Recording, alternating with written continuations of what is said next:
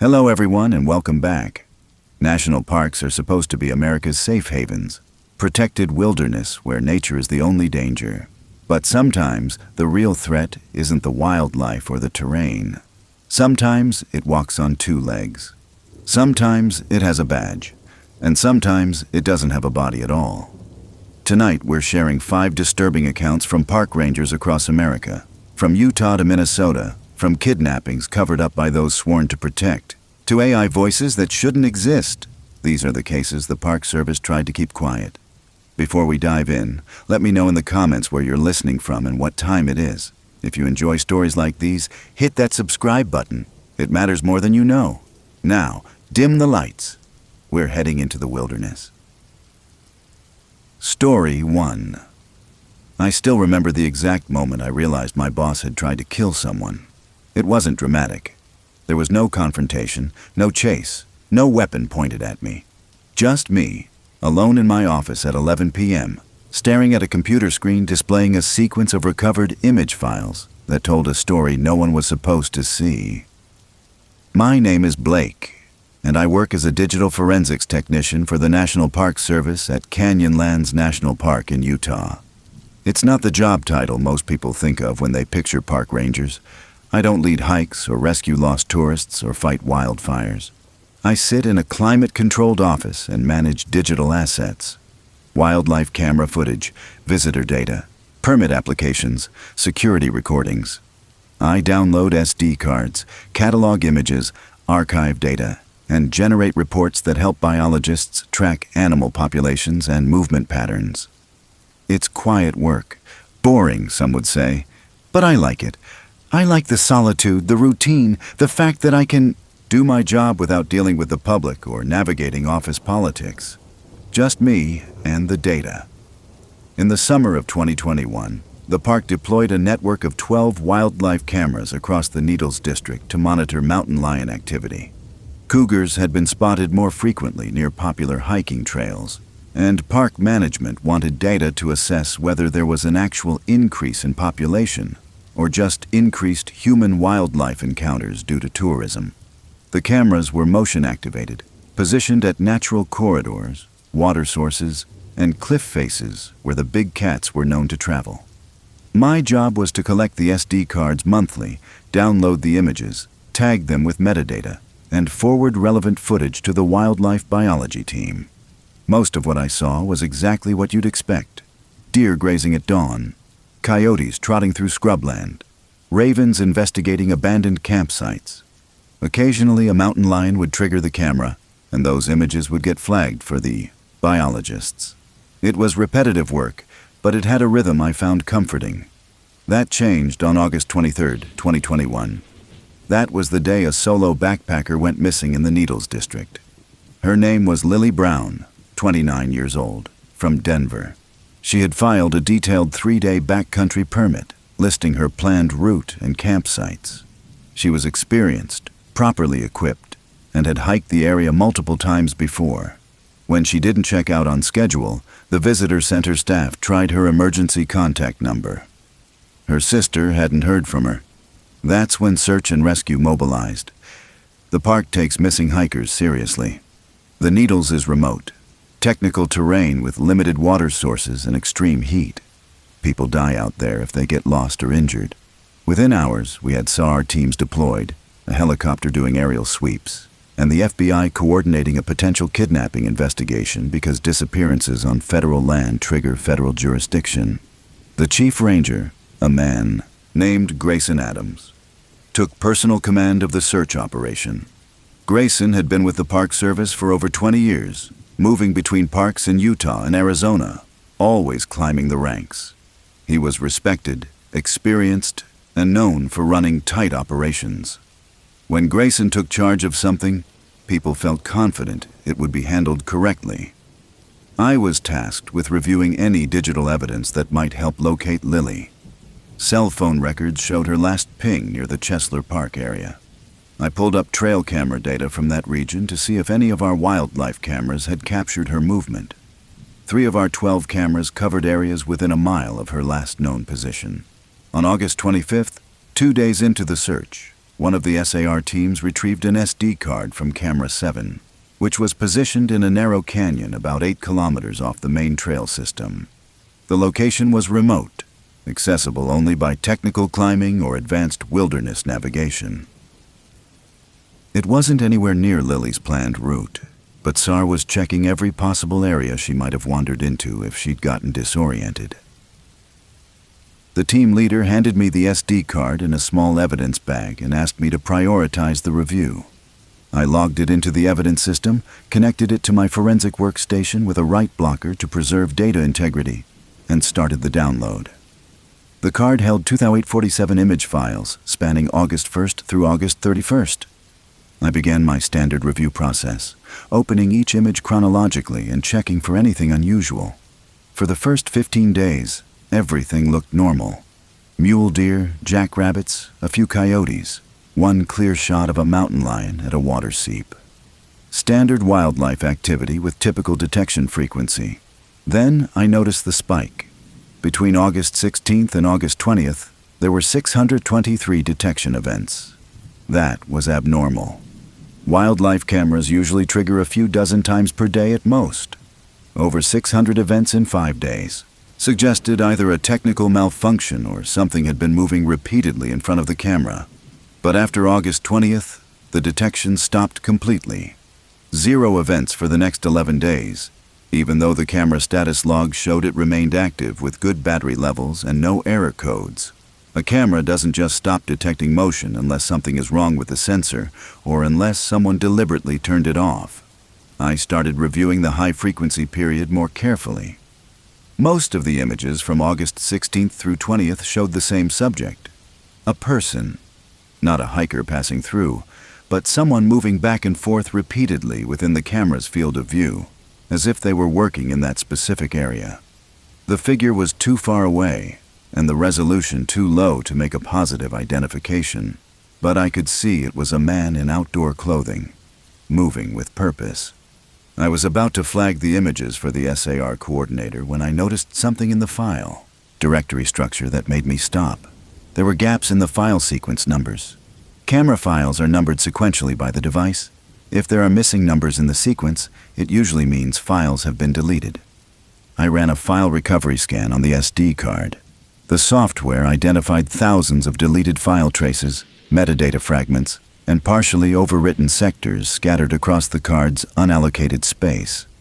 Someone had deleted a large number of images from this card and then attempted to overwrite them by letting the camera keep running. But the overwrite wasn't complete. Enough data remained in the unallocated clusters that I could attempt recovery.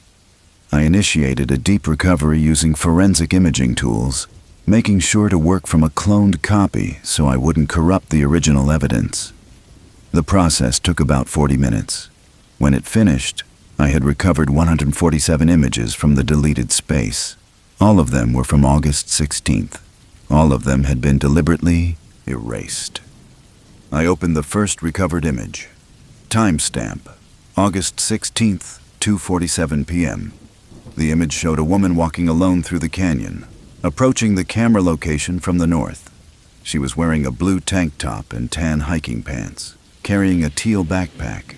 I cross-referenced her description with the missing person report. It was Lily Brown. I felt my stomach drop. The camera had captured her. She had been in that remote canyon 7 days ago. I opened the next image. Timestamp, August 16th, 2:49 p.m., 2 minutes after the first shot. This image showed a second person entering the frame from the east, not from the main trail, but from a rocky area off to the side. The man was moving quickly toward Lily. He was wearing Park Service uniform pants and a tactical vest. I zoomed in on his face. It was Grayson Adams, my boss, the chief ranger who was currently running the search operation for the woman in this photograph. I opened the third image, hands shaking now. Timestamp, August 16th, 2:51 p.m. Grayson and Lily were face to face. Lily's body language had changed. She was stepping back, her posture defensive. Grayson was close, too close for a casual conversation between a ranger and a hiker. Image 4, August 16th, 2:52 p.m. Grayson had closed the distance. Lily's head was turned away, her arms lowered in a submissive posture. The physical proximity was wrong. This wasn't a ranger checking a permit or offering assistance. This was a confrontation. Images 5 through 7, August 16th, 2:53 p.m. to 2:55 p.m. Grayson and Lily were moving together deeper into the canyon, away from the camera. Lily was in front, Grayson directly behind her. Her gait looked constrained, controlled. Not the natural pace of someone hiking. The pace of someone being forced to move. Then there was a timestamp jump. The next recovered image was from 3:02 p.m., 7 minutes later. It showed Grayson returning to the camera's view alone. He was carrying Lily's teal backpack. She was nowhere in the frame. I stared at the image for a long time, trying to process what I was seeing. Grayson had intercepted Lily in a remote area. He had coerced her away from the camera's view. He had returned alone with her pack. And 7 days later, he was running the search operation to find her. The next recovered image showed Grayson standing directly in front of the camera, looking up at it. He knew it was there. Image after that. Grayson manipulating the camera housing with tools, a wrench and screwdriver visible in his hands. He was trying to remove it or disable it. The final recovered image was time-stamped 3:05 p.m. After that, the deletion occurred. I checked the card system logs. The deletion event was time-stamped August 21st, 3:47 a.m., 5 days after Lily's disappearance, 2 days after SR began operations, and the deletion had been initiated from a computer with network credentials that matched Grayson's login. He had accessed the card after it was brought in from the field, deleted the incriminating images, and then returned it hoping the deletion would be permanent. What he didn't know was that solid-state storage doesn't erase data immediately. It marks sectors as available for overwrite, but until new data fills those sectors, the old data remains recoverable. I sat there in my office, the only sound the hum of the computer fans, looking at a sequence of images that documented the beginning of a kidnapping, and possibly a murder. I didn't know if Lily was alive or dead, but I knew that the man in charge of finding her was the same man who had taken her. My training kicked in. I verified the chain of custody documentation. I checked the right blocker logs to confirm I hadn't altered the original card. I generated hash values for the recovered images to prove they hadn't been tampered with. I documented every step of the recovery process, and then I copied everything to an encrypted external drive. I couldn't report this to Grayson. He was the incident commander. He controlled evidence flow. He had authority over my position and access to my work. If I flagged this through normal channels, he would know immediately, and I had no idea what he would do to protect himself. I drafted an email. I attached the recovered image sequence, the metadata analysis showing the deletion pattern, the forensic logs, and a preliminary report. I addressed it to the FBI field office in Moab and the San Juan County Sheriff's Department. I included a note explaining that the information had not been shared with park administration and requesting immediate intervention. I hit send at 11:34 p.m. and then I copied everything to 3 separate backup drives and locked them in my desk. I didn't sleep that night. I kept expecting Grayson to show up at my door, but nothing happened. I went to work the next morning trying to act normal, checking email, reviewing routine footage, waiting. At 9:15 a.m., the park superintendent's office called an emergency meeting. Grayson was already in the conference room when I arrived, along with the superintendent, the SAR coordinator, and 2 men in suits I didn't recognize. The suits identified themselves as FBI. One of the agents looked directly at me and asked if I was the one who sent the email. I confirmed. Grayson's expression didn't change, but I saw his hands tighten on the table edge. The agent asked me to walk them through the recovery process. I explained the file sequence gaps, the deleted data, the recovery tools I used, the write blocker protocols. Grayson interrupted, saying that camera malfunctions were common, that corrupted files often created artifacts that looked like images but weren't reliable. He suggested I had misinterpreted digital noise. The FBI agent asked Grayson if he had accessed the SD card after it was retrieved from the field. Grayson said he had briefly reviewed it to check for evidence related to the search. The agent asked if he had deleted any files. Grayson said no. The agent asked if he had network credentials that matched the deletion timestamp log. Grayson hesitated, then said he would need to consult with a lawyer before answering further questions. The FBI agent seized my forensic workstation, the original SD card, and Grayson's office computer. They asked for the GPS coordinates from the recovered images, and within 2 hours they had mobilized a tactical team to that location. They found Lily that afternoon. She was alive, hiding in a narrow rock shelter about 4 kilometers from where the camera had captured her with Grayson. She was dehydrated, terrified, and had been surviving on creek water and the few energy bars she'd had in her pockets when she ran. Her story was exactly what the images suggested. She had been hiking alone, taking a less traveled route to avoid crowds, when Grayson intercepted her. He told her there was dangerous mountain lion activity in the area she was heading toward and offered to escort her to a safer route. She trusted him. He was a ranger. Once they were far enough from the main trail, his tone changed. He told her she was beautiful. He touched her arm. When she pulled away and said she wanted to go back, he grabbed her. She fought. She managed to break free and run into the canyon system, using her climbing experience to access areas he couldn't easily follow. She heard him searching for her, calling her name, saying he just wanted to talk. She stayed hidden, moving only at night, terrified that if he found her again, there would be no escape. The FBI investigation moved fast. They found a pattern. Grayson had worked at 4 different parks over his career. At each one, there were complaints from female rangers or volunteers about inappropriate behavior, boundary violations, unwanted attention, comments about their appearance.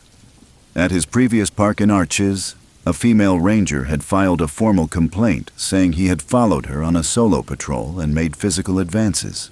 The complaint was downgraded to a counseling session and she was transferred to a different park. Grayson stayed. At another park before that, a young female volunteer disappeared during a supposed mentoring hike with Grayson. She was eventually found by another hiker 2 days later, injured and disoriented, claiming she had gotten lost. She left the park immediately and never came back. No investigation was conducted because she wouldn't make a statement. The pattern was clear. Grayson had been using his position and authority to isolate vulnerable women. The system had protected him, transferring him quietly when complaints arose, allowing him to continue. Lily was supposed to be his next victim, but the wildlife camera, a device meant to document animal behavior, had documented his instead. And my job, reviewing endless hours of mundane footage, had put me in the position to find the evidence he thought he had erased. Grayson was charged with kidnapping, attempted murder, evidence tampering, and abuse of authority. The trial happened a year later. I testified about the digital forensics process, the recovered images, the deletion pattern. The jury convicted him on all counts. He was sentenced to 35 years in federal prison. Lily survived, but she told reporters later that she would never hike alone again. She said she still has nightmares about hearing Grayson's voice calling her name in the dark, pretending to be concerned, pretending to want to help. I still work for the Park Service. I still review wildlife camera footage, but I don't think of it as boring anymore. I think of it as a responsibility, because sometimes the cameras capture more than deer and coyotes. Sometimes they capture the truth. And sometimes that truth is the only thing standing between a predator and his next victim. The thing that keeps me up at night isn't what I saw in those images. It's thinking about the images I didn't see, the cameras that weren't there, the women who disappeared at the parks where Grayson worked and no one documented what happened to them. How many times did he do this before? How many women are still out there, lost in canyons no one thought to search? The Park Service conducted an internal review after Grayson's conviction. Policy changes were made. Complaint procedures were strengthened. But I know how bureaucracies work. I know how easy it is to transfer a problem instead of solving it. I know that there are still people in positions of authority who use that authority to hurt others, and the system is slow to stop them. So I do my job. I review every frame. I check every file. I run recovery scans on cards that seem corrupted, because I know now that sometimes the most important evidence is the evidence someone tried to erase. And if I don't look for it, no one else will. I think about Lily a lot. I think about the fact that she survived 4 days in that canyon alone, injured and terrified, because she was strong enough and smart enough to stay hidden. I think about the fact that if she had been found by Grayson instead of by the FBI, she wouldn't have survived. And I think about the fact that the only reason she's alive is because I happened to notice a gap in a file sequence and decided to investigate. It wasn't heroic. It wasn't dramatic. It was just me, doing my job, following protocols, checking the data. But it mattered, and that's what I hold on to when the work feels tedious or meaningless. Because you never know when the next image you review will be the one that saves someone's life. The wilderness has always been dangerous. Wild animals, extreme weather, difficult terrain. But the thing I learned from this case is that the most dangerous predator in the wilderness isn't a mountain lion or a bear. It's the human predator who uses the wilderness to hide his crimes. The one who wears a uniform and carries authority and knows that out there, miles from help, his word is the only word that matters. Until it isn't. Until someone checks the data. Until the cameras tell the story he tried to delete. That's what I do now. I tell the stories the data wants to tell, even when someone doesn't want them told. Especially then. Story 2. I have been working as a canine handler for search and rescue operations in the southern Appalachian region for 22 years now. In that time, I have deployed with my dogs on over 300 missions. Missing hikers, lost children, elderly dementia patients who wandered from care facilities. The work is hard and the outcomes are not always happy, but there is a clarity to it that I have always appreciated. You follow the scent, you find the person, you bring them home. The dogs do not lie. They do not guess. When a trained bloodhound locks onto a scent trail, they will follow it through rivers, across highways, through dense brush and over mountains. They are relentless, single-minded, and extraordinarily reliable. That is why what happened on the Cheryl Brandt search in October of 2020 still keeps me awake at night. The call came in on a Thursday evening around 6 p.m. A 28-year-old woman named Cheryl Brandt had failed to return from a day hike on the Appalachian Trail near the North Carolina and Tennessee border. Her boyfriend, a guy named Keith Dugan, had dropped her off at the Newfound Gap trailhead that morning around 9 a.m. The plan was for Cheryl to hike south about 8 miles to Clingman's Dome, where Keith would pick her up around 3 p.m. When she did not show up by 4 p.m. and was not answering her phone, Keith drove back to the Newfound Gap trailhead thinking maybe she had turned around. Her car was still there. No sign of Cheryl. He called the Park Service, and by 6 p.m. we had a full search and rescue operation mobilizing. I was one of the first responders called in because of my dogs. I have 2 bloodhounds, Boone and Sadie, both certified for wilderness tracking. Weather conditions that evening were ideal for scent work. Temperature in the low 50s, humidity around 70%, light wind. Scent lingers in those conditions, hangs in the air, clings to vegetation. If Cheryl had walked that trail within the last 9 hours, my dogs would find her trail. Keith provided us with a pillowcase from Cheryl's apartment, something she had slept on recently. I let Boone smell it first. He is my lead dog, 6 years old, with over 150 successful tracks to his credit. He took the scent immediately. His posture changed, head down, nostrils flaring, tail rigid. He had it. We started at the Newfound Gap trailhead where Cheryl had begun her hike. Boone pulled hard on the lead, moving south along the trail exactly as expected. The Appalachian Trail in that section is well maintained, a clear path through dense forest.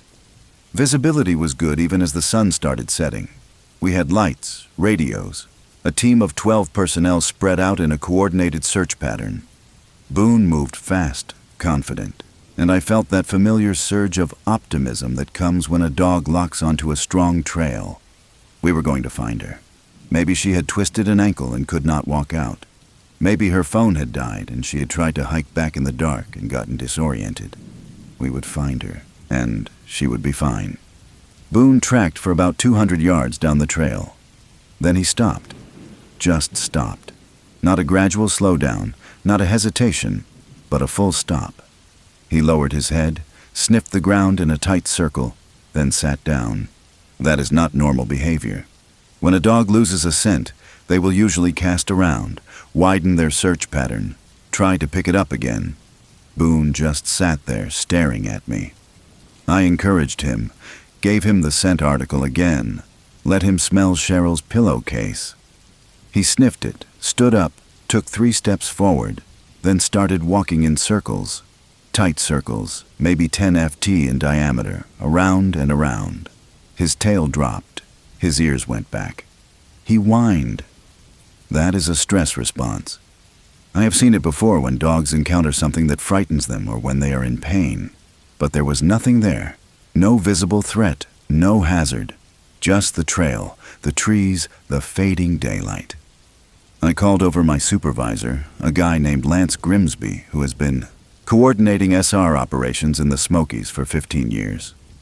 He watched Boone circle for a minute, then suggested I try Sadie.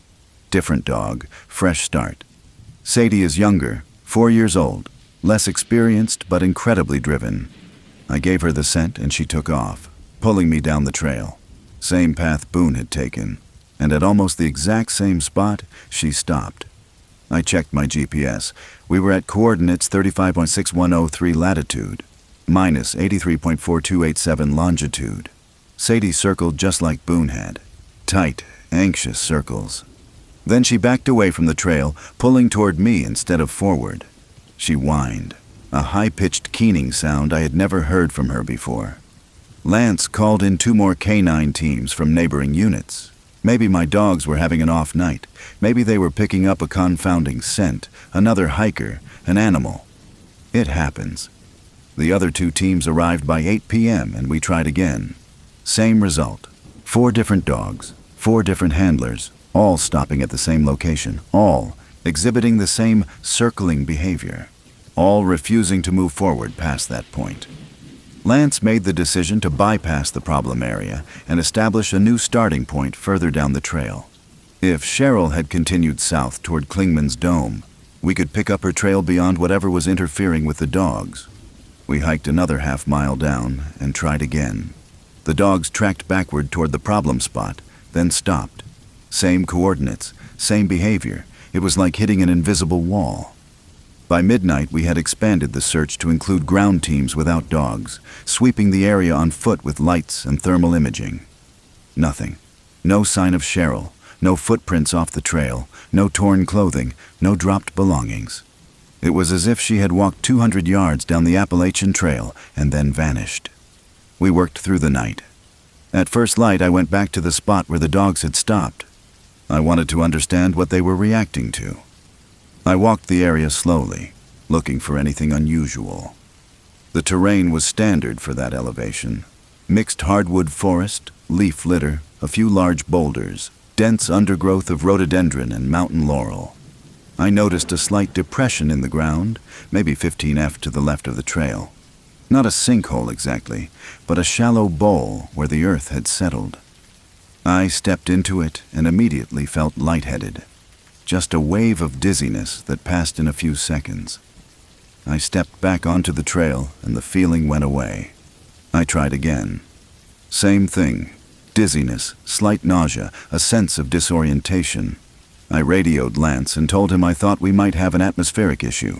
He came over with a handheld gas detector, a device we carry for detecting carbon monoxide in enclosed spaces. When he held it over the depression, the detector spiked. High levels of carbon dioxide, dangerous levels. Lance called in a geologist from the Park Service, a woman named Iris Pemberton who specialized in karst topography. She arrived that afternoon with ground-penetrating radar equipment.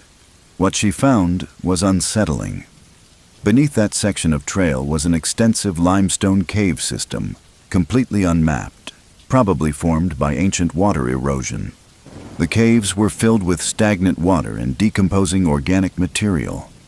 The anaerobic decay was producing massive amounts of carbon dioxide, methane, and hydrogen sulfide. The gases were seeping up through cracks in the limestone and pooling in low-lying areas.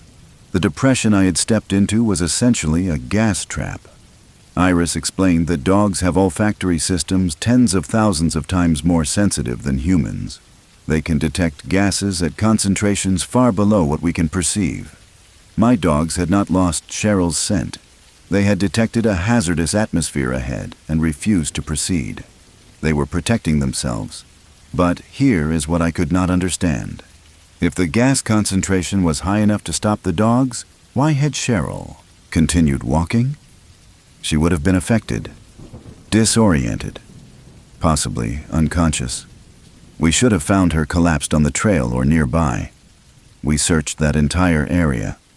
She was not there. The search continued for 4 days. We brought in helicopters, drones, additional ground teams.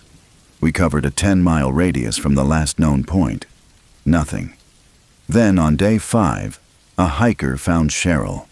She was alive, dehydrated, and malnourished, sitting next to a small creek about 2.3 kilometers from where the dogs had stopped. But she had not walked south toward Klingman's Dome like we expected. She had walked east, off-trail, deep into a section of wilderness that was not part of her planned route. When the medics reached her, she was conscious but confused. She kept saying she had been trying to find the trail, that she had been walking in circles for days. I interviewed her later, after she had been treated and released from the hospital. I needed to understand what had happened. Cheryl was coherent and articulate, but her account of those 5 days did not make sense. She said that after hiking for about an hour from the trailhead, she had stopped to check her map and compass. She was trying to verify she was still on the correct path. But when she looked at the compass, it was spinning. Just spinning slowly, not settling on any direction. She thought it was broken. She put it away and decided to navigate by landmarks and the trail markers. But the trail started to feel wrong. She said the landscape was repeating. She would pass a large boulder with a distinctive crack down the middle, walk for 20 minutes, and then see the same boulder again. She would pass a fallen tree with exposed roots, continue hiking, and encounter the same tree in a different location. She said she knew it was impossible, that it had to be her mind playing tricks. But she could not shake the feeling that the forest was looping. She tried to hike downhill, knowing that following water drainage would eventually lead her to a road or a valley. But every time she thought she was going downhill, she would end up back at a higher elevation. She lost track of time. She said hours felt like minutes, and minutes felt like hours. She could not remember if she had been walking for 1 day or 3 days. She set up camp near a stream, thinking she would stay put and wait for rescue. But she kept leaving her camp to look for the trail, convinced she could see trail markers in the distance. She would walk toward them, and they would disappear. Then she would turn around and not be able to find her camp. She said it felt like the forest was shifting around her, rearranging itself every time she looked away. I asked her if she remembered passing the area where my dogs had stopped. She said yes. She said that was where she first noticed something was wrong. She described feeling dizzy and nauseous, like the air was too thick to breathe. She said she sat down for a few minutes, thinking she just needed to rest. When she stood up, her sense of direction was gone. She could not remember which way she had been hiking. She tried to backtrack to the trailhead, but every direction looked the same. I explained to her about the gas seepage, the carbon dioxide and methane pooling in that area. I explained that she had likely been experiencing early-stage hypercapnia, elevated CO2 in her bloodstream. The symptoms match what she described: dizziness, confusion, time distortion, visual disturbances. But here is what does not make sense. Cheryl walked east, away from the trail, into an area that was upwind of the gas seepage. If she had left the contaminated area, her symptoms should have cleared within minutes. Fresh air, normal oxygen levels. Her mind should have stabilized. But she continued to experience disorientation for 4 more days. She walked in circles, saw repeating landmarks, lost her sense of time. That is not consistent with temporary gas exposure. That suggests Something else. Prolonged neurological effects, maybe. Or something environmental that we did not detect. I went back to the site with Iris a week later. We wanted to map the full extent of the cave system and determine if there were other gas seepage points along the trail. Iris set up her ground-penetrating radar and started scanning. The cave system was larger than we thought. It extended for miles under the forest floor, a network of chambers and passages filled with water. And there were multiple seepage points, not just the one where the dogs had stopped. Iris pointed to her screen. She said the gas concentrations were fluctuating, tied to barometric pressure and groundwater levels. When the pressure dropped, more gas escaped. When it rose, the gas stayed trapped underground. She said that on the day Cheryl hiked through, the barometric pressure had been dropping steadily. A storm front was moving in. The gas release would have been at its peak.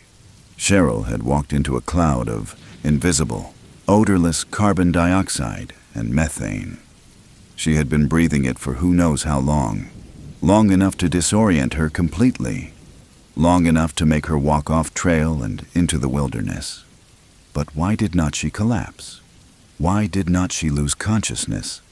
Iris said it depended on the concentration. High levels cause rapid unconsciousness and death.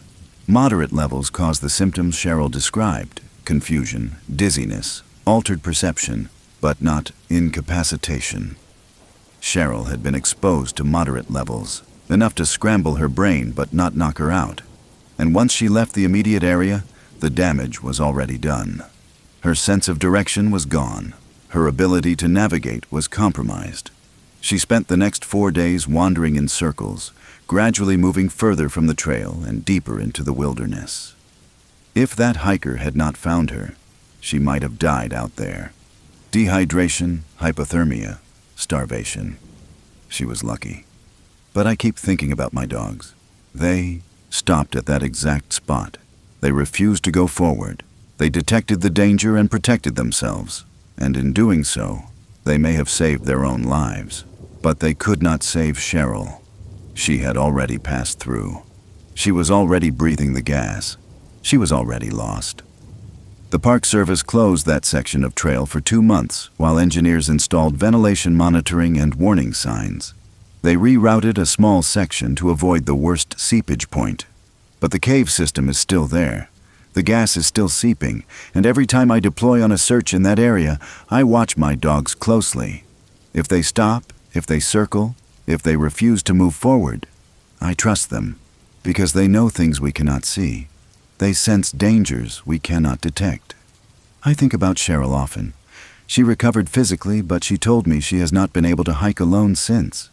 She said the memory of those 4 days, of walking through a forest that would not let her leave, still haunts her. She said she dreams about it. The repeating boulders, the shifting trees, the trail markers that disappear when you get close. I told her it was the gas. I told her it was a physiological response to toxic exposure. I told her that her brain was starved of oxygen and it created false perceptions. She looked at me and said she knew all of that. She knew the science, but it did not change what it felt like. It felt like the forest was alive. It felt like it was watching her. It felt like it was keeping her. And I did not know what to say to that. Because I have spent 22 years in these mountains and I have seen things I cannot explain. I have seen dogs refuse to enter areas where nothing was visibly wrong. I have seen hikers report hearing voices calling their names when no one else was there. I have seen compasses spin, equipment malfunction, and experienced searchers become disoriented in terrain they have walked 100 times. The scientific explanations are there. Magnetic anomalies, atmospheric conditions, psychological stress. But sometimes the explanations do not feel sufficient. Sometimes it feels like there is something else at work. Something older than the trails we have carved through these mountains. Something that does not want to be mapped or understood. I still work search and rescue. I still trust my dogs. But I also respect the limits of what we know. And I respect the wilderness. It is not a park. It is not a recreational area. It is a living, breathing system that operates by rules we are only beginning to comprehend. If you ever find yourself hiking in the southern Appalachians and you notice your compass acting strange, or you feel dizzy for no reason, or you start seeing the same landmarks repeating, do not ignore it.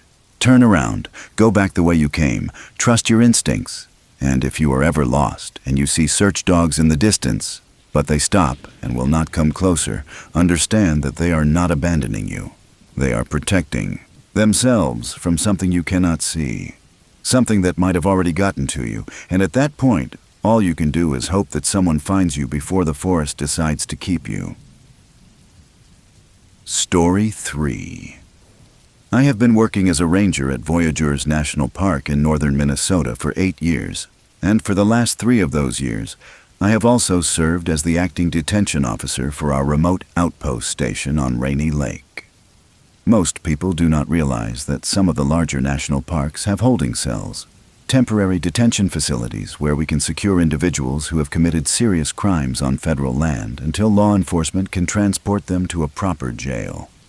Our facility was small, just 2 cells in the basement of the ranger station, but it was secure and we followed strict protocols. In my 3 years managing that facility, I had maybe a dozen detainees pass through. Usually drunk and disorderly campers, a few assault cases, one guy who had set an illegal fire that nearly sparked a major wildfire. Standard stuff. The detainee we were holding in October of 2022 was different. His name was Lawrence Selkirk, and he was not your average park violator. He was a suspect in a double homicide that had occurred on the Canadian side of the border, and the FBI believed he had fled into Voyageurs to evade arrest. We had apprehended him 2 days earlier after a coordinated search involving park rangers, local sheriff's deputies, and federal agents. He had been camping illegally on one of the remote islands, and when we approached his campsite, he surrendered without resistance. Too easy, honestly. The FBI had briefed me extensively on Selkirk. He was 41 years old, former military, and suspected of being a contract killer. The 2 victims in Canada had been witnesses in a federal racketeering case, and their deaths had all the hallmarks of professional hits. Selkirk had not been formally charged yet, but the evidence was strong, and he was being held as a material witness while the investigation continued. The plan was for U.S. Marshals to pick him up on the morning of October 23rd and transport him to a federal facility in Duluth. Until then, he was my responsibility. Selkirk was quiet, cooperative. He did not make demands, did not complain, did not try to engage me in conversation. He just sat in his cell, reading the paperback novels I provided, and eating his meals without comment. It was unnerving, actually. Most detainees are angry or scared or trying to negotiate. Selkirk was calm, unnaturally calm. On the night of October 22nd, I was the only ranger on duty at the station. My supervisor, Chief Ranger Miranda Sanders, had left around 6 p.m. to drive back to the main headquarters in International Falls, about 45 minutes away. She would be back in the morning to oversee the prisoner transfer. I was alone with Selkirk, and that was fine. The facility was secure, I was trained, and I had done this dozens of times before. Around 9 p.m. I was sitting at my desk in the main office, catching up on paperwork, when my computer chimed with an incoming video call. The screen showed Chief Sanders' name and official park service, contact information. I clicked to accept the call. The video feed loaded, and there was Miranda, sitting in what looked like her office at headquarters. She looked stressed. Her face was tight, her jaw clenched. "Hey, Miranda," I said. "Everything okay?" "No," she said flatly. "We have a situation. I need you to release Lawrence Selkirk immediately." I stared at the screen, confused. "What? Release him? The marshals are picking him up tomorrow morning." "Plans have changed," she said, her tone clipped and urgent. "We just received word from the FBI. Selkirk is not the suspect they thought he was. He is actually an undercover federal agent, and his cover has been compromised. If he stays in custody overnight, his life is in danger. You need to release him now and allow him to leave the park." I felt my stomach tighten. This did not make sense. "Miranda, I was not briefed on this. Why did not the FBI contact me directly? Why are you calling me on a video chat instead of through official channels? Because we do not have time for official channels, she snapped. His cover is blown. There are people coming for him. If he is still in that cell when they arrive, you will both be in danger. Release him. Now, that is a direct order. I looked at her face on the screen. It looked like her, sounded like her, but something was wrong. Miranda was meticulous about protocol. She would never order me to release a high-value detainee based on a video call. She would send written orders, confirmation codes, backup units. Miranda, I said slowly, can you confirm your authorization code? She blinked. My what? Your Ranger authorization code, the one we use for secure communications. Every Chief Ranger in the Park Service has a unique code, a 6-digit alphanumeric string that they use to authenticate orders in emergency situations. Miranda and I had drilled on this. If she was giving me an order to release a federal detainee, she would provide that code. The face on the screen hesitated, just for a second. Then it said, I do not have time for codes. This is an emergency. Release the prisoner or you will be held responsible for what happens. That hesitation told me everything I needed to know. This was not Miranda. Who are you? I said. The face on the screen froze. Not like a buffering video. It just stopped moving. Completely still, mid-expression. Then the call disconnected. I sat there, my heart pounding. Someone had just tried to impersonate my supervisor using artificial intelligence. A deep fake. I had read about the technology, seen demonstrations, but experiencing it firsthand was surreal and terrifying. Someone wanted Selkirk released badly enough to create a fake video call using AI-generated video and voice synthesis. I immediately called Miranda's cell phone. She answered on the second ring. Hey, what's up? She said. Her voice was relaxed, normal. Miranda, did you just try to video call me? No, she said, confused. I am at home. I have been watching TV for the last hour. Why? I explained what had just happened. The fake video call, the order to release Selkirk, the failure to provide the authorization code. There was a long silence on the other end. Then Miranda said very calmly, lock down the facility. Do not open Selkirk's cell for any reason. I am calling the FBI and the Sheriff's Department right now. Do not trust any communication unless it comes with the proper codes. Do you understand? Yes, I said. And Corda, arm yourself. If someone is willing to use that kind of technology to get to Selkirk, they might be willing to do a lot more. She hung up. I went to the secure locker and retrieved my service weapon, a Glock 9mm that I'd qualified with but never fired outside of a range. I checked the magazine, chambered a round, and clipped it to my belt. Then I walked down to the basement to check on Selkirk. He was standing at the bars of his cell, watching me. Problems? He asked. It was the first time he had initiated conversation. No, I lied. Just routine checks. He smiled. It was a cold, knowing smile. Someone tried to get you to release me, didn't they? I did not answer. They will try again, he said. And next time, it might not be a video call. It might be someone at your door with a badge and a story. You need to be very careful about who you trust tonight. Who are they? I asked. Selkirk shrugged. People who do not want me talking to the FBI. People who paid me to do a job, and now they are worried I will give them up to save myself. They are not wrong. I am going to give them up. Every name, every transaction. That is why I surrendered so easily. I wanted to get arrested. I wanted federal protection, but it looks like they are trying to get to me before the marshals do. Why are you telling me this? Because if they get to me, you are a witness, and witnesses do not tend to live very long around people like this. He sat back down on his bunk. So keep me locked up. Do not open this door for anyone unless you are absolutely certain they are who they claim to be. I went back upstairs and locked the basement door. My computer chimed again. Another video call. This time it showed the name and badge number of an FBI agent I had never heard of. I did not answer. The call disconnected after 30 seconds. Then my desk phone rang. I picked it up. Voyageurs Ranger Station, this is Ranger Corda. This is Agent Lesney with the FBI, a male voice said. We have orders to pick up your detainee immediately. We are en route to your location and will arrive within 20 minutes. Please have Lawrence Selkirk ready for transfer. Can you provide your badge number and authorization code? I asked. There was a pause. I just identified myself. My badge number is on file with your supervisor.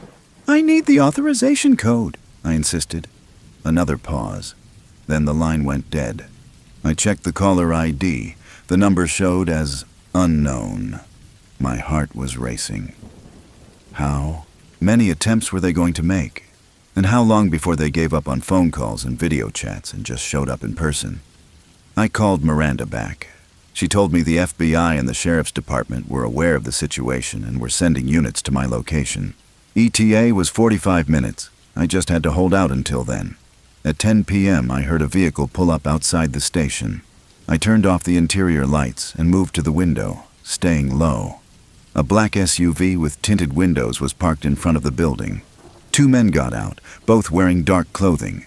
One of them walked up to the front door and knocked. "Ranger Service," he called out. "We are here to pick up the detainee." I did not answer. "We know you are in there," the voice said. "We are federal agents. Open the door." I watched through the window. The second man was walking around the perimeter of the building, checking the windows and the back door. They were not acting like federal agents. They were acting like a tactical team. "We have orders from your supervisor to take custody of the prisoner," the man at the door said. "If you do not comply, you will be charged with obstruction." I stayed silent. After another minute, the man at the door stepped back and said something into a radio. Then both men returned to the SUV and drove away. I exhaled. They were gone, but I knew they would be back. I called Miranda again and told her what had happened. She said the real FBI and sheriff's units were 20 minutes out. "Just hold on." At 10:30 p.m., I heard footsteps on the roof. My blood went cold. Someone was on the roof of the station. I grabbed my flashlight and my weapon and moved to the center of the room, trying to track the sound. The footsteps moved across the roof, stopped above the basement, and then I heard scraping. They were trying to access the ventilation system. The station's air vents connected to the basement cells. If they could get into the ductwork, they could potentially reach Selkirk's cell. I ran down to the basement and unlocked the door. Selkirk was standing at his cell bars again, looking up at the ceiling vent. "They are in the ducts," he said calmly. I aimed my flashlight at the vent. I could hear movement inside the metal shaft. "Get away from the vent," I told Selkirk. He stepped back. I raised my weapon and aimed at the vent cover. My hands were shaking. The scraping sound stopped. Then the vent cover fell off, clattering to the concrete floor. A man's face appeared in the opening, upside down, looking directly at me. He was wearing a black mask and holding a pistol. "Drop the weapon," he said. I fired. 3 shots. The sound was deafening in the enclosed basement. The man jerked back into the duct, and I heard him scrambling away. Blood dripped from the vent opening onto the floor. I backed up, keeping my weapon trained on the vent. My ears were ringing. My hands were shaking so badly I could barely hold the gun. "They are leaving," Selkirk said. I heard the sound of a vehicle starting, tires on gravel, speeding away. They were gone. I stood there, breathing hard, staring at the blood dripping from the vent. Real federal agents and sheriff's deputies arrived 10 minutes later. They secured the building, checked the roof, and found a ladder propped against the back wall. They found blood in the ventilation shaft, but no body. Whoever I had shot had managed to escape. Miranda arrived shortly after with 2 FBI agents who confirmed that Lawrence Selkirk was indeed a material witness in a federal murder investigation, and that there had been no orders to release him or transfer him early. The fake video call, the phone calls, the men in the SUV, all of it had been an organized attempt to either free Selkirk or kill him before he could testify. The FBI launched a full investigation. They traced the deepfake video call to a server overseas, likely contracted through a dark web service. The technology used was sophisticated, expensive, and almost flawless. If I had not asked for the authorization code, I might have believed it was really Miranda. Selkirk was transferred to federal custody the next morning under heavy guard. I gave a full statement to the FBI and spent the next week being debriefed about every detail of that night. They never caught the men who tried to break into the station. The blood sample from the vent was run through databases but came back with no matches.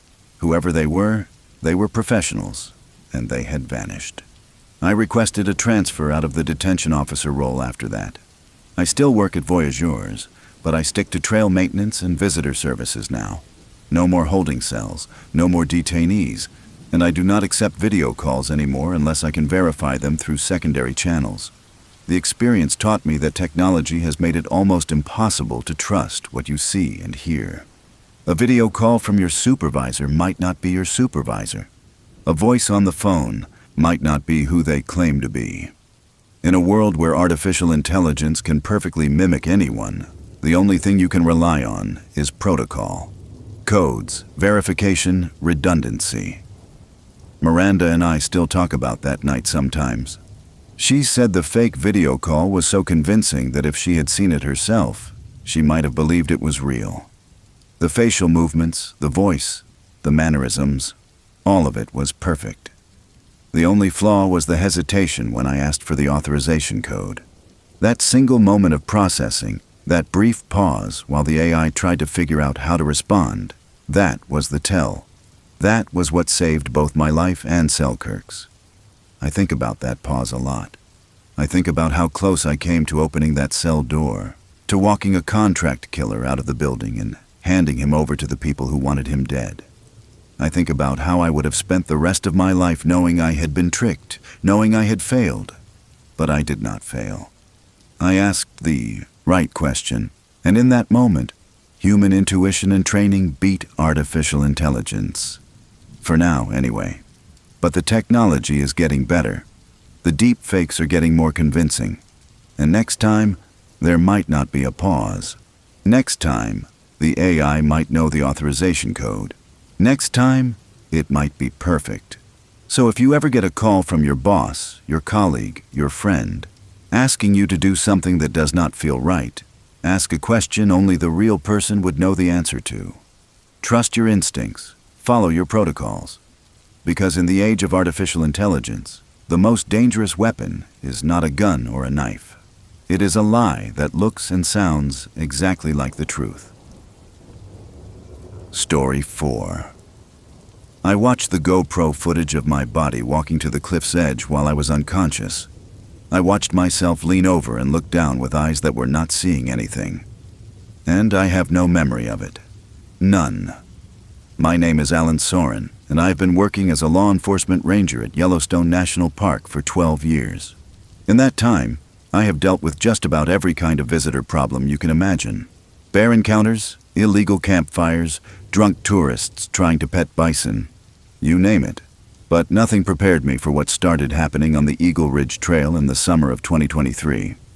The complaints started coming in around mid-June.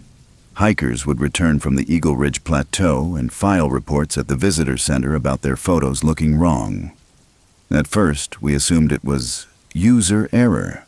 People take thousands of photos on their phones these days, and half of them do not know how to use their camera settings properly. Lens distortion, panorama glitches, accidental filter activation, all common explanations for weird-looking images. But then I actually looked at the photos.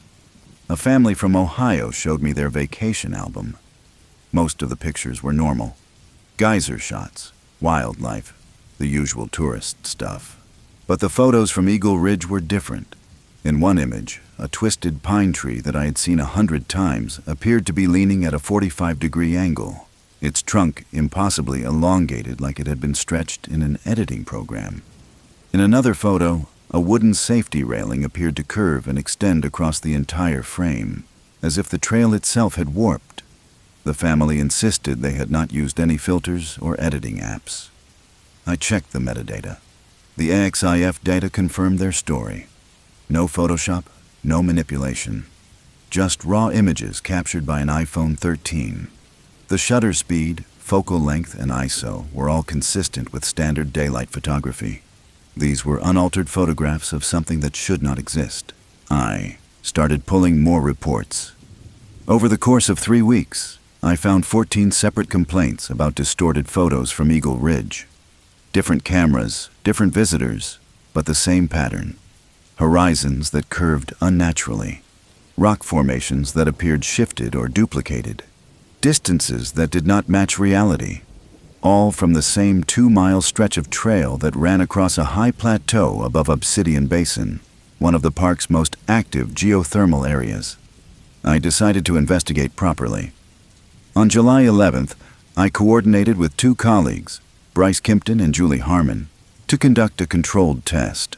We would hike the Eagle Ridge Trail together, each of us documenting with different equipment. I carried my phone and a DSLR. Bryce had an action camera mounted to his chest. Julie used her phone and a backup point-and-shoot. We calibrated everything before starting, confirmed timestamp synchronization, and made sure we were all shooting in RAW format to eliminate any possibility of in-camera processing artifacts. The hike itself was uneventful. It was a clear morning, temperature in the mid-60s, perfect conditions.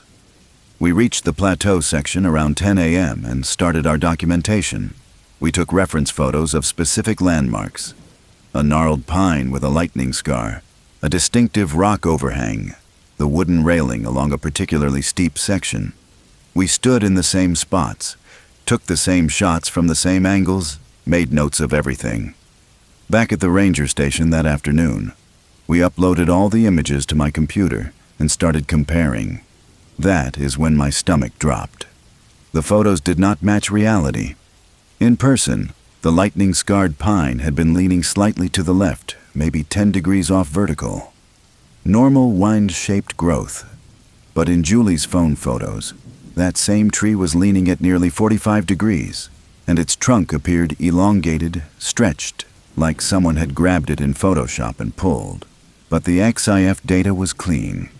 No editing, no filters. The rock overhang was worse. In my DSLR shots, it appeared normal. But in Bryce's action camera footage, the overhang seemed to shift position between frames, moving laterally across the image even though the camera had not panned. The wooden railing showed up in multiple frames, stretched and distorted, as if the trail it bordered was somehow longer in the photographs than it had been when we walked it. We spent 3 hours analyzing the images. Bryce suggested lens distortion, but that did not explain why different cameras with different lenses showed similar anomalies. Julie thought maybe it was some kind of atmospheric refraction effect, like a mirage, but we had been there. We had seen these landmarks with our own eyes. They had looked normal. The distortions only appeared in the photographs. I archived everything and filed a preliminary report noting unexplained photographic anomalies in the Eagle Ridge Plateau section. My supervisor told me to keep monitoring, but not to alarm visitors. The last thing Yellowstone needed was some viral social media panic about a haunted trail, but I could not let it go. On July 18th, I returned to Eagle Ridge alone. I wanted to experience the plateau without the distraction of colleagues, without splitting my attention. I carried a body-mounted GoPro set to continuous recording and my phone configured to capture time-stamped stills every 15 seconds. My plan was simple. Walk the trail, document everything, and see if I experienced anything unusual. The hike up was quiet. I passed a few early morning hikers heading down, exchanged nods, kept moving. I reached the plateau section around 10:30 a.m. The sun was bright, the air was still, and I could smell sulfur from the geothermal vents far below.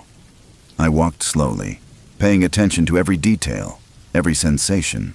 At a particular bend in the trail, maybe halfway across the plateau, something happened. It was not dramatic. I did not lose my footing or trip, but there was a moment, a fragment. Time seemed to skip. 1 second I was walking normally, my boots crunching on the gravel path. The next second I was stumbling sideways, my hand reaching out to grab the railing, my heart suddenly hammering in my chest, like I had just woken from a falling dream. I stopped and took a breath. The sensation passed. I felt disoriented, slightly dizzy, but otherwise fine. Elevated heart rate, dry mouth, a weird metallic taste on my tongue. I checked my watch. I had been on the plateau for maybe 20 minutes. Nothing seemed wrong. I finished the hike, returned to my truck, and drove back to the station. That evening, I reviewed the footage. The GoPro had recorded continuously as planned. I watched myself hiking, the camera bouncing slightly with each step, capturing the trail ahead and occasional glimpses of my hands as I adjusted my pack straps. Normal footage. And then, at timestamp 10:47:33, the screen went black. Not a camera malfunction, not a corrupted file. Just black. Pure, absolute black. No image, no audio, no visual artifacts. The blackout lasted exactly 1.8 seconds. Then the video resumed at 10:47:35 with the time code continuing uninterrupted, showing me walking normally as if nothing had happened. I felt a chill run down my spine. I pulled up the phone stills. The phone had been set to capture a photo every 15 seconds, and it had functioned perfectly. But during the interval between 10:47:30 and 10:47:40, the period that included the GoPro blackout, 6 photos had been captured, and they were not normal. Photo 1, timestamp 10:47:31, showed me standing at the edge of the trail where it bordered a steep drop into the canyon below. My toes were over the edge. I was looking straight down into the abyss. Photo 2, timestamp 10:47:33, showed me kneeling at the edge, my hands extended toward the drop as if I were reaching for something far below. Photo 3, timestamp 10:47:35, showed me sitting at the edge, my legs dangling over the cliff. My expression completely slack, eyes half closed, like I was asleep or drugged.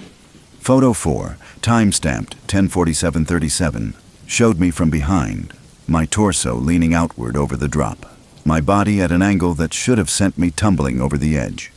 Photo 5, timestamped 10:47:39, showed my boots stepping backward, away from the edge, my body returning to the center of the trail. Photo 6, timestamped 10:47:40, showed me walking normally, back toward the trail center as if nothing had happened. I stared at the images for a long time. I was dressed identically in every photo. Same mud spatters on my jeans from where I had knelt to tie my boot earlier. Same configuration of gear straps on my pack. These were not composites. These were not doctored images. This was a sequential record of my own body, doing things I had absolutely no memory of doing. I checked the GPS log from my fitness watch. According to the GPS data, I had walked a straight path along the center of the trail. No deviation, no stepping off to the side, no stopping. The GPS track said I had never approached the cliff edge, but the photos proved otherwise. My body had moved. It had walked to the edge of a 200-foot drop. It had knelt. It had sat with its legs dangling over empty air. It had leaned outward, nearly falling. And then it had walked back to the trail center and continued hiking, all while my conscious mind was completely absent, experiencing nothing but a brief moment of disorientation. I did not sleep that night. I kept replaying those photos, kept trying to remember something, anything, from those 10 seconds. But there was nothing, just a blank, a gap in my existence. My body had acted without me. The next morning, I started contacting previous visitors who had filed photo complaints. Most did not want to talk. A few thought I was pranking them. But one group, 3 hikers from Colorado named Brad, Corey, and Angela Ashby, a father and his 2 adult children, agreed to meet with me and review their images again. They had hiked Eagle Ridge in early June and had noticed strange distortions in their photos but had dismissed it as camera glitches. I asked them to bring all their images, even the ones they had not shown, to the visitor center. We sat in a conference room at the ranger station and went through hundreds of photos. Most were normal. Family shots, landscapes, the usual vacation documentation. But buried in Angela's photo library were several images timestamped 2:47 a.m. on June 8th. Low-light photos, grainy and dark. The images showed all 3 of them, Brad, Corey, and Angela. lying side by side on bare rock near the edge of the plateau. Their expressions were slack, eyes half closed, mouths slightly open. They looked unconscious or drugged, and they were positioned dangerously close to the cliff edge, maybe 3 feet from the drop. The background of the photos showed rock formations that I did not recognize. The terrain looked like the plateau, but the specific configuration of boulders and outcroppings did not match any section I knew. Brad stared at the images in silence. Then he said they had been asleep at their designated campsite that night, a half-mile away from the plateau. They had set up their tents near Sheep-Eater Falls, down in the valley. All 3 of them remembered going to bed around 11 p.m. and waking up at dawn. They had never left the tents during the night, but the timestamps on those photos did not lie, and the location data embedded in the image files showed they had been captured on the plateau. At 2:47 in the morning, while the 3 of them insisted they had been asleep in their tents. Angela was shaking. Corey kept saying it was impossible. Brad looked at me and asked what the hell was happening on that trail. I did not have an answer, but I had a theory forming. A terrible, disturbing theory. I started digging through the park's historical records. Yellowstone has been keeping incident reports since the 1800s, and most of them have been digitized. I searched for anything related to Eagle Ridge, the Plateau Trail, disorientation, confusion, lost time. And I found it. Buried in administrative logs dating back to the 1980s. Reports of visitors feeling strange or confused on the Eagle Ridge Plateau. Hikers who lost track of time or could not remember sections of their hike. 3 unexplained falls from the cliff edge over the past decade, all ruled accidental deaths, all involving solo hikers who had apparently walked too close to the edge and slipped. And there were geological surveys. In 1992, a team from the USGS had noted unusual electromagnetic readings in the plateau area, likely caused by mineral deposits and thermal gradients from the geothermal activity below. The readings were strong enough to occasionally interfere with compass navigation. The report recommended further study. No follow-up was ever conducted. I contacted a neurologist at the University of Wyoming, a woman named Dr. Helen Pritchett, who specialized in epilepsy and seizure disorders. I explained the situation without identifying the specific location. I described the symptoms: brief periods of lost consciousness, bodies moving autonomously, no memory of actions taken during the episodes. Dr. Pritchett told me what I was describing sounded like dissociative fugue states or temporal lobe seizures. She explained that electromagnetic fields, especially in combination with certain environmental factors like low oxygen or exposure to volcanic gases, can trigger neurological disruptions. The brain's consciousness fragments. The motor cortex continues functioning, running on automatic, but conscious awareness goes offline. The person keeps moving, keeps acting, but they are not present. And afterward, they have no memory of what their body did. I asked her if environmental factors alone could cause this in otherwise healthy people. She said yes, under the right conditions, strong. Electromagnetic fields, specific frequencies, exposure to gases like carbon dioxide or hydrogen sulfide. The human nervous system can be hijacked, temporarily but completely. I filed a detailed report with Park Administration. I included all the photos, all the witness statements, the historical records, and Dr. Pritchett's expert analysis. I recommended immediate closure of the Eagle Ridge Plateau Trail pending a full environmental and neurological safety assessment. The Park Administration took 2 weeks to respond. On August 9, 2023, the Eagle Ridge Trail was officially closed to public access, citing geological survey work. No timeline was given for reopening. No public statement was made about the real reason for the closure. But the trail closure did not stop the problem. Within days, photos from Eagle Ridge started appearing on social media. Hikers were sneaking past the closure barriers and posting their plateau photos online, bragging about accessing a restricted area. And the photos showed the same distortions, the same anomalies, the same evidence that something on that plateau was disrupting human consciousness. I started monitoring the social media posts. One hiker, a 22-year-old named Austin Kellerman from Montana, posted a series of selfies from the plateau. In the final image, he was standing at the cliff edge, leaning out over the drop, grinning at the camera. The photo was time-stamped, 3:14 p.m. on August 19th. Austin was reported missing on August 21st. His car was found at the Eagle Ridge trailhead. A search team found his backpack near the plateau. We found his phone 60 feet down the cliff face, smashed but still functional enough to pull data from. The last photo in his library showed him standing at the edge, smiling.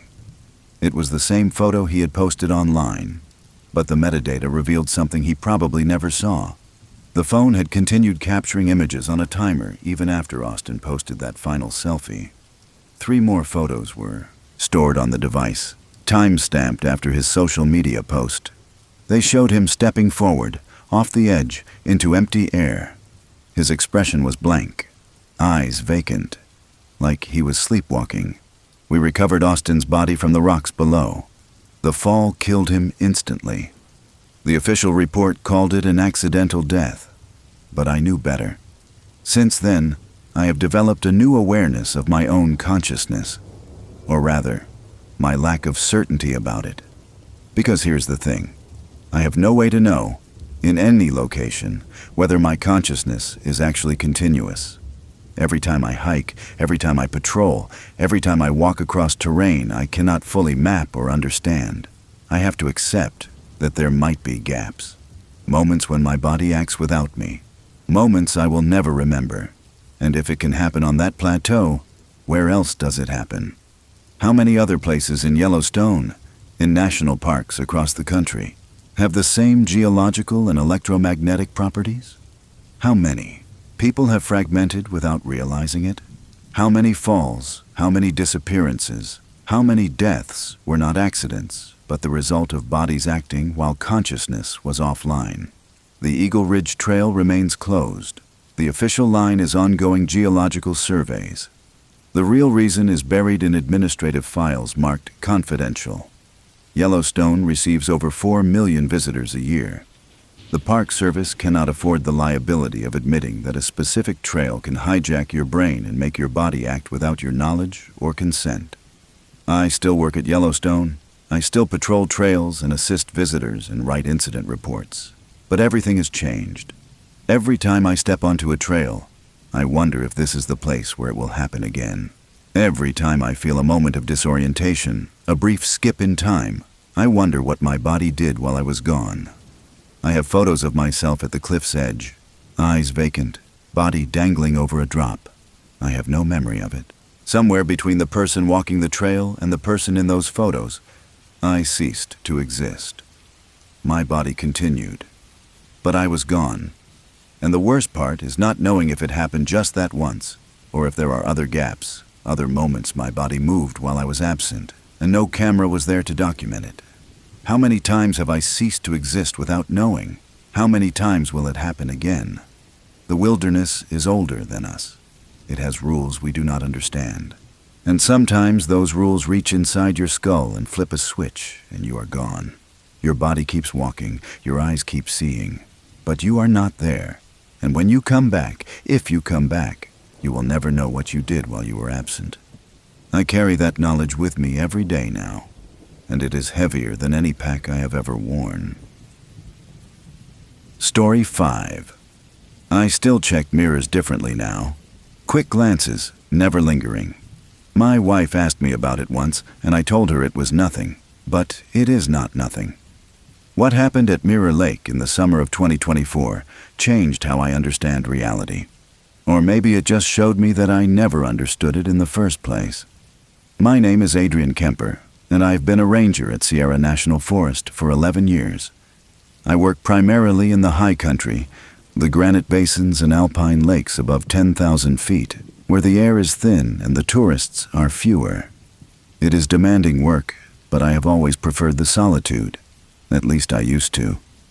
The call came through dispatch on July 22, 2024. A solo hiker had activated his emergency beacon near Mirror Lake. The coordinates put him at the northeastern shore, elevation 10,696 feet. The hiker's name was Travis Ashmore, age 29, from Sacramento. His permit showed he had been camping alone for 3 days. The beacon activation was coded as psychological distress, not injury. That was unusual. Most emergency calls from that elevation are medical. Altitude sickness, dehydration, broken bones from falls. I was the closest ranger, about 90 minutes out by trail. I grabbed my pack and headed up. The hike to Mirror Lake is steep but straightforward. The trail switches back through lodgepole pine forest before breaking into open granite slopes. By the time you reach the lake, you are above the tree line. Just rock, sky, and water. I reached the lake around 2 p.m. The surface was perfectly still, reflecting the surrounding peaks with that impossible clarity you only get at high elevation. The water looked like polished glass. I could see Travis immediately. He was sitting on a flat granite slab about 50 yards from the shore, his back to the water. His tent was set up nearby, undisturbed. He did not look injured. He looked exhausted. I approached carefully and identified myself. He looked up at me with bloodshot eyes. He had not been sleeping. I asked if he was hurt, and he shook his head. I asked why he activated the beacon. He hesitated and then said he needed to leave. He said he could not stay at the lake anymore. He said his reflection was doing things he was not doing. I am trained to recognize altitude sickness and psychological distress. Hypoxia can cause confusion, hallucinations, poor decision-making. At over 10,000 feet, even healthy people start experiencing cognitive effects after a few hours. I assumed that was what I was dealing with. I told Travis we would pack up his gear and hike down together. He agreed immediately, almost desperately.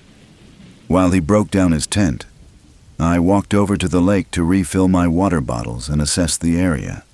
That is when I saw it. My reflection in the water. It was standing at the edge, looking down at the surface, exactly as I was. But then it tilted its head. I had not tilted my head. I was standing, perfectly still. My reflection tilted its head to the left, slowly, and then straightened. I froze. I told myself it was a trick of the light, a ripple in the water I had not noticed. But the surface was glass smooth, no wind, no movement. I stepped back from the edge. My reflection stepped back. Normal. I waved my hand. My reflection waved. Normal. I exhaled and crouched down to fill my bottles, keeping my eyes on my hands, not on the water. When I stood up and glanced at the surface one more time, my reflection was smiling. I was not smiling. I jerked back and the reflection returned to normal. Neutral expression, matching mine. I walked back to Travis quickly. My hands were shaking slightly as I helped him secure his pack. I did not tell him what I had seen. I told myself I had been at elevation too long without realizing it. I told myself my brain was oxygen deprived and creating false perceptions. We hiked down together in silence. Travis did not look back at the lake once. When we reached the trailhead, I asked him to describe what he had experienced. He said he had been at the lake for 3 days. On the first day, everything was fine. On the second day, he noticed his reflection in the water seemed delayed. He would move, and his reflection would move a half-second later. He thought it was an optical illusion caused by the mineral content in the water. On the third day, his reflection started moving independently. It would shift position while he was standing still. It would turn its head while he was looking straight ahead. He said he tried to video it with his phone, but when he reviewed the footage, everything looked normal. His reflection matched his movements perfectly in the recordings. But in real time, he swore it was acting on its own. I filed a report noting altitude-induced hallucinations and recommended Travis get a medical evaluation.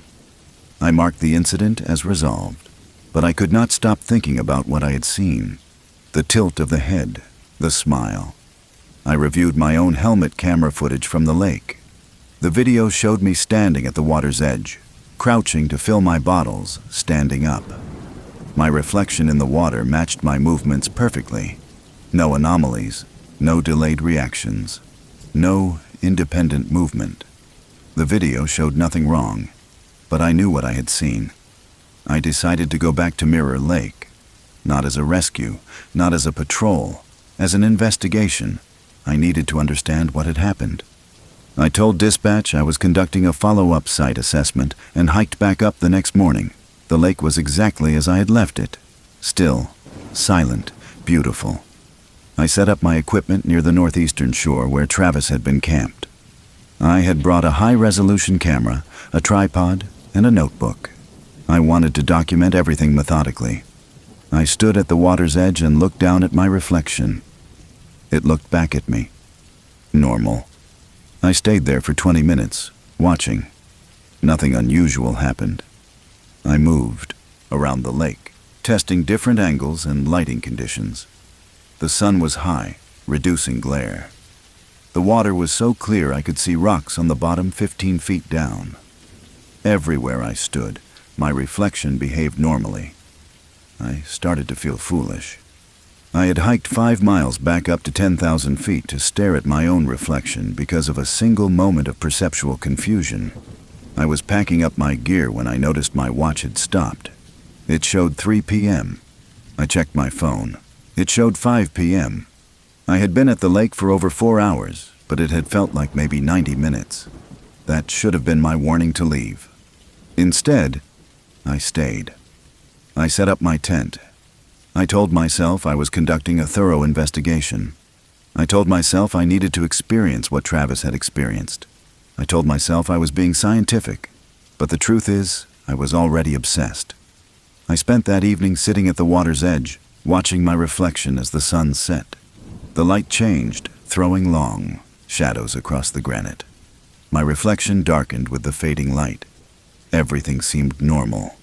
I went to bed around 9 p.m. I woke up at 2 a.m. I do not know why. There was no sound, no disturbance. I just woke up with the absolute certainty that I needed to go to the lake. I grabbed my flashlight and walked down to the shore. I shone the light across the water. The beam reflected back, creating a bright column on the surface. And standing in that column of light, looking up at me, was my reflection. I was standing on the shore. My reflection was standing in the water, looking up from below the surface. Not a reflection on the surface. A figure beneath it. Standing upright. Looking up. I stumbled backward. The beam of my flashlight swung wild, and when it came back to the water, there was nothing there. Just the normal reflection of the light on the surface. I stood there for 10 minutes, shaking, trying to convince myself I had been dreaming. But I was awake. I was standing on cold granite in the middle of the night, fully conscious. I went back to my tent. I did not sleep. At dawn, I packed up and started hiking down, but I stopped after a quarter mile. I turned around. I do not know why. I went back to the lake. I told myself I needed one more look, one more assessment. I needed to be sure. I spent that entire day at the lake. I took hundreds of photographs. I recorded hours of video. I documented everything, and slowly I started noticing things, small things. My reflection would blink a fraction of a second after I blinked. It would shift its weight from one foot to the other when I was standing still. It would look at something to the left when I was looking straight ahead. These were tiny discrepancies, so subtle that I questioned whether I was really seeing them or imagining them. But they kept happening. By late afternoon, I was no longer questioning it. I was standing at the edge, staring down at my reflection, and it stared back at me. Then it smiled, a slow, deliberate smile. I was not smiling. I said out loud, "What are you?" My reflection's mouth moved. It said something back. I could not hear it through the water, but I could see its lips form words. It said, "I am you." I ran. I left my tent, my gear, everything. I just ran. I hiked the 5 miles down in under 2 hours, my heart hammering the entire time. When I reached the trailhead, I sat in my truck for an hour, trying to process what had happened. I checked my phone. 3 days had passed.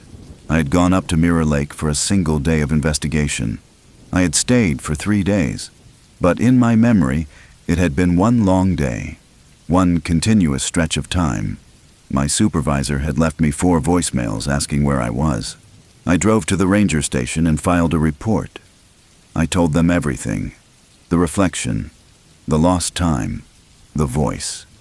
My supervisor listened without interruption and then asked if I had been experiencing headaches or nausea, signs of altitude sickness. I said no. He asked if I had been under unusual stress lately. I said no. He suggested I take some time off and see a doctor. I did both. The doctor found nothing wrong. My neurological exam was normal. My blood work was normal. No signs of hypoxia damage, no cognitive impairment. I was physically fine. But I was not fine. I could not stop thinking about the lake, about my reflection. I started researching the area. I found old ranger logs from the 1980s and 1990s. There were references to Mirror Lake scattered throughout. In 1987, a ranger named Hugh Mabry reported experiencing disorientation and visual disturbances after visiting the lake. In 1992, a research scientist studying the lake's optical properties submitted a paper that was never published. I tracked down the scientist. Her name was Lenore Blackwood. She was retired, living in Oregon. I called her. She was silent for a long time when I explained why I was calling. Then she said, "You saw your reflection move independently. It was not a question." I said yes.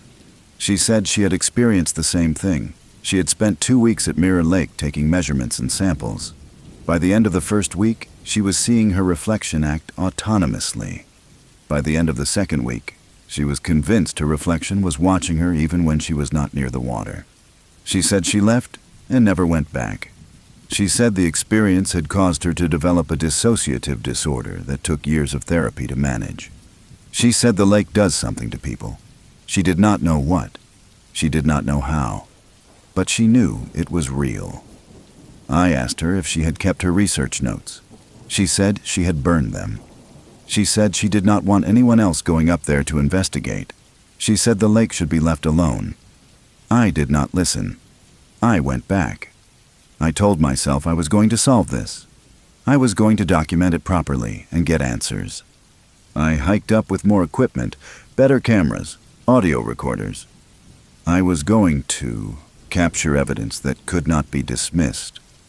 I spent 6 hours at the lake. I have no memory of 4 of them. When I came back to awareness, I was standing waist deep in the water, fully clothed, staring down at my reflection. My reflection was staring up at me, and it was screaming. Its mouth was open wide, screaming silently from beneath the surface. I could see the terror in its eyes. My eyes. I waded back to shore, soaking wet, shaking uncontrollably. I checked my cameras. They had recorded the entire time. 6 hours of footage. I was terrified to watch it. When I finally did, days later, the footage showed me standing at various points around the lake, setting up equipment, taking notes, sitting on the granite, normal activities. But at the 4-hour mark, I walked into the water. I waded in slowly, fully clothed, until I was waist deep. And then I just stood there. For 20 minutes, I stood in the freezing water, staring down. The camera could not capture what I was looking at. It only showed me, motionless, in the lake. At the 20-minute mark, I suddenly turned and waded back to shore. The expression on my face in the footage was blank, empty, but I remember the terror. I remember seeing my reflection screaming. I have not gone back to Mirror Lake. That was 4 months ago. But the experience did not end when I left.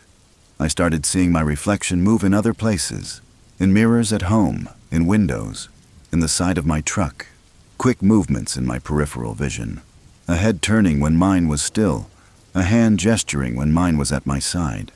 I thought I was losing my mind. I saw 3 different therapists. One diagnosed me with PTSD, another suggested schizophrenia. The third said I was experiencing lingering effects of a dissociative episode, triggered by isolation and altitude. Maybe they are all right, or maybe none of them are. 2 weeks ago, I was brushing my teeth in the bathroom. I looked up at the mirror, and my reflection was not brushing its teeth. It was just standing there, looking at me. Its mouth moved. I could not hear the words, but I could read its lips. It said, "I am still here. I have covered every mirror in my house. I avoid reflective surfaces. I do not go near water. My wife thinks I am having a breakdown. Maybe I am. But I know what I saw at Mirror Lake. I know my reflection is not just a reflection anymore. It is something else, and it is waiting." The ranger station reassigned me to lower elevation areas. They said it was for my health. They said I needed to avoid altitude stress, but I think they just did not want me going back up there. They did not say it directly, but I could see it in their faces. They thought I had lost it. Maybe I have. But I am not the only one. I found records of a photographer who visited Mirror Lake in 2003. His name was Ivan Penrose. He took a series of images of the lake for a gallery exhibition. 6 months after the shoot, he stopped working. He told friends he could not look through a camera viewfinder anymore because he saw things in the frame that were not there. He said his reflection in the lens was watching him. He committed himself to a psychiatric facility in 2004, and as far as I can tell, he never left. I do not know what Mirror Lake is. I do not know if it is the elevation, the mineral content, the isolation, or something else entirely.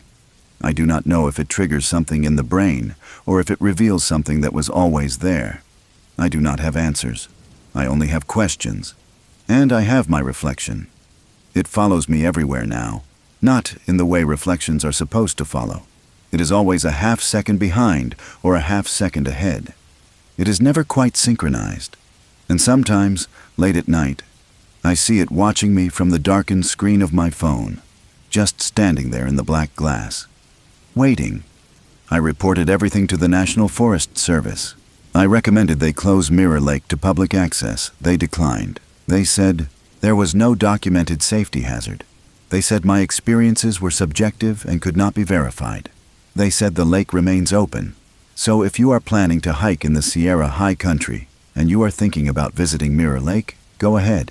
The views are stunning, the water is crystal clear, and your reflection will be waiting for you at the shore. Just do not look too long, and whatever you do, do not go into the water. Because if you do, you might find out what I found out. That your reflection is not just light bouncing off a surface. It is something aware, something patient, and once it knows you are watching, it will never stop watching back. I do not go to Mirror Lake anymore, but I think part of me is still there, standing at the water's edge, staring down, and I wonder sometimes which version of me is real. The one writing this, or the one still standing at 10,000 feet, looking into the water, waiting for someone else to arrive.